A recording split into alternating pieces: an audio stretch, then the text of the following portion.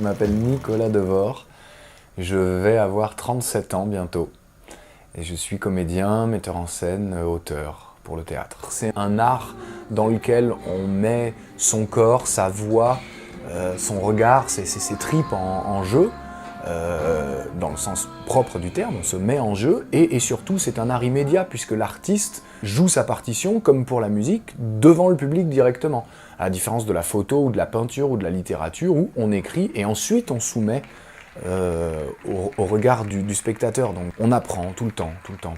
Voilà. Je réfléchissais donc à une idée de spectacle et c'est vrai que dans la compagnie, avec nos anciens spectacles, on est plutôt dans une veine pédagogique. Donc Cyrano, c'est le prolongement de cette démarche.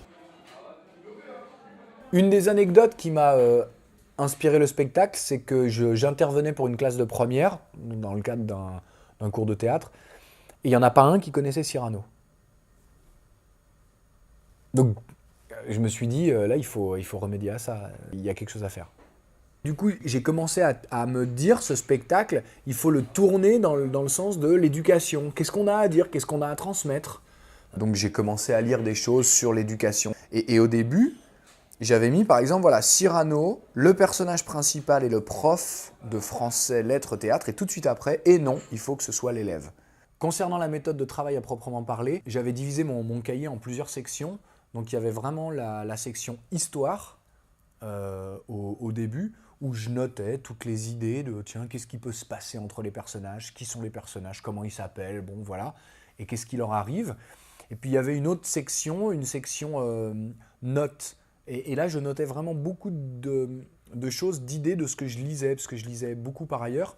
Des bouquins en rapport avec l'éducation, le bouquin de Pénac, Chagrin d'école, le bouquin d'un Écossais qui s'appelle Alexander Neil, qui a écrit un bouquin qui s'appelle La liberté, pas l'anarchie. Et dès qu'il y avait des idées qui me paraissaient intéressantes, donc tout ça, je notais. Et puis ensuite, il y avait une troisième partie qui était plus une partie libre. J'écris ce qui me passe par la tête. Une partie, peut-être, je dirais, un petit peu plus poétique. Cette phase d'écriture, c'est le moment de construction de la psychologie du personnage. Et j'aime l'idée, voilà, là je l'avais mis en gros, grâce au prof de lettres, il se prend au jeu. Donc à partir du moment où j'avais plein de contenu, des choses de mes cours, des choses voilà, que j'avais lues dans des bouquins, des idées que j'avais retravaillées pour faire naître de nouvelles idées, etc. Et puis du coup j'avais un contenant, un élève qui va faire du théâtre, donc ça y est, l'histoire commençait à naître. Donc ça va être le rapport entre le prof et l'élève. Voilà, installez-vous. C'est le début de l'année, ça a sonné, je vous signale, donc ça va, parce que c'est le début de l'année, mais enfin, il faudra remédier à ça. Voilà, trouvez vos places, c'est important. Il faut trouver sa place. Je suis donc Monsieur de Varso, votre professeur de français. Je suis ravi de vous accueillir pour cette nouvelle année. Alors, on ne se connaît pas encore, et pour cause, hein, donc j'ai eu une idée. On va tous se présenter, chacun, devant tout le monde, hein, vous allez vous lever, et puis chacun à son tour, vous présenter, en disant à chaque fois une chose que vous aimez, une chose que vous n'aimez pas. Ça va être très sympathique.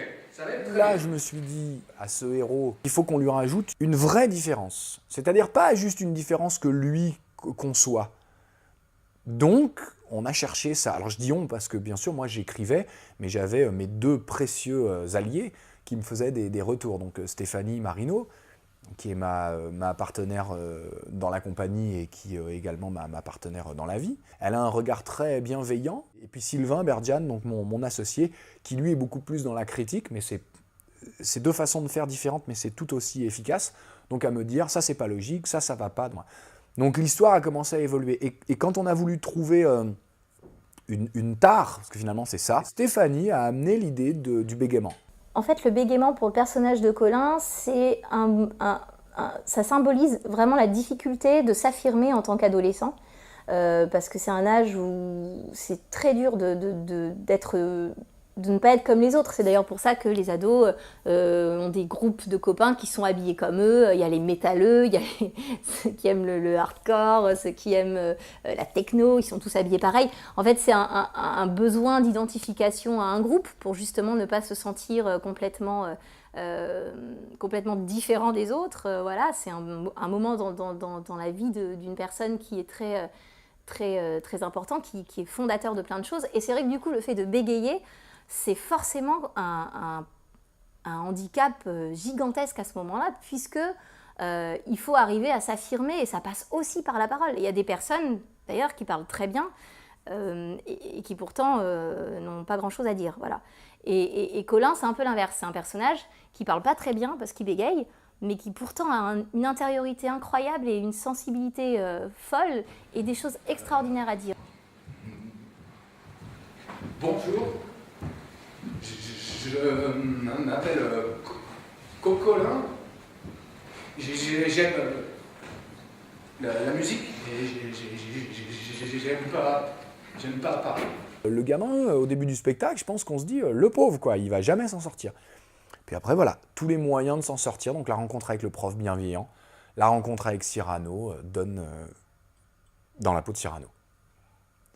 C'est, à mon sens, la plus grande pièce de théâtre qui existe. Il y a de l'aventure, il y a de l'amour, il y a de la trahison, il y a du secret. Tous les ingrédients qu'on peut mettre dans une histoire pour la rendre palpitante, il y a ça. Il y a l'écriture, alexandrin, rime, et il se trouve que, bon, ils vont travailler Cyrano. Ce qui serait intéressant, c'est de faire un parallèle entre ce qui se passe dans Cyrano, ses difficultés, avec sa différence, c'est l'élève. Surtout qu'en plus, du coup, y a des choses qui commencent à s'emboîter. De quoi on souffre quand on est jeune, quand on arrive au moment de l'adolescence, on commence à se découvrir et à se poser des questions. Et à se dire, mais attends, mais moi je suis pas du tout comme tout le monde. Et mon propos, c'est de dire, mais évidemment que t'es pas comme tout le monde, et heureusement. D'abord, comment ça se passe, Colin, cette installation? Ça se passe bien?